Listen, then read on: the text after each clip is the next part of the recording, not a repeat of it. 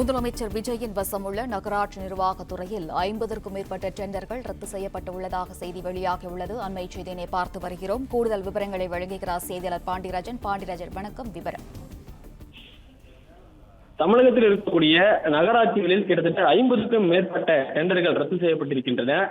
நகராட்சி நிர்வாகத்துறையின் மூலமாக இந்த டெண்டர்கள் ரத்து செய்யப்பட்டிருப்பதாகவும் குறிப்பிடப்பட்டிருக்கிறது. நகராட்சி நிர்வாகத்துறையின் கீழ் வெளியிட்டிருக்கக்கூடிய அந்த ஒவ்வொரு குறிப்பிட்ட நகராட்சிகளுக்குமான டெண்டர்களில் வெளிப்படைத்தன்மை இல்லை மற்றும் டெண்டர் வெளியிடப்பட்ட நாளிலிருந்து குறுகிய காலம், அதாவது 1 முதல் 4 நாட்களுக்குள்ளாகவே அந்த டெண்டருக்கான காலக்கெடு முடிவடைவதாக தெரிவிக்கப்பட்டிருந்தது. இந்நிலையில அதற்கு பல எதிர்ப்புகள் வெளியாகி இருந்த நிலையில அந்த டெண்டர்களை வெளிப்படைத்தன்மையோடு இருக்க வேண்டும், மேலும் கூடுதல் கால அவகாசம் வழங்க வேண்டும் என்பதை வலியுறுத்தி தற்போது 50க்கும் மேற்பட்ட டெண்டர்கள் ரத்து செய்யப்பட்டிருக்கின்றன.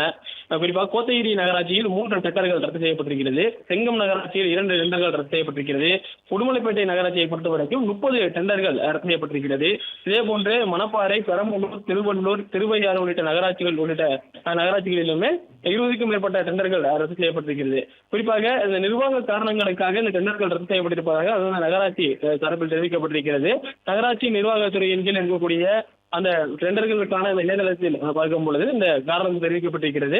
குறிப்பாக இந்த டெண்டர்களை பொறுத்த வரைக்கும் நகராட்சி பகுதியில் இருக்கக்கூடிய கழிவுநீர் வடிகால்களை பராமரிப்பு, குடிநீர் இணைப்பு பணி, வாரச்சந்தை கடைகளில் டெண்டர் விடுவது, புதிய போர்வெல் அமைத்து குடிநீர் வழங்குவது உள்ளிட்டவை அந்த டெண்டர்கள் எல்லாமே செய்யப்பட்டிருக்கிறது.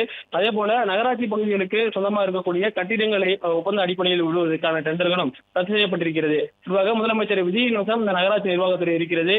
நகராட்சி நிர்வாகத்துறையில் கோரப்பட்டிருக்கக்கூடிய டெண்டர்களில் வெளிப்படைத்தன்மை இல்லை, மேலும் டெண்டர்களுக்கான விண்ணப்பிப்பதற்கான கால அவகாசம் கூடுதலாக வேண்டும் என்கின்ற பல்வேறு கோரிக்கைகள் இருந்த நிலையில தற்போது அதனை சரி செய்யும் வகையில் இந்த டெண்டர்கள் செய்யப்படுவதாக பார்க்கப்படுகிறது. விவரங்களுக்கு நன்றி பாண்டியராஜன்.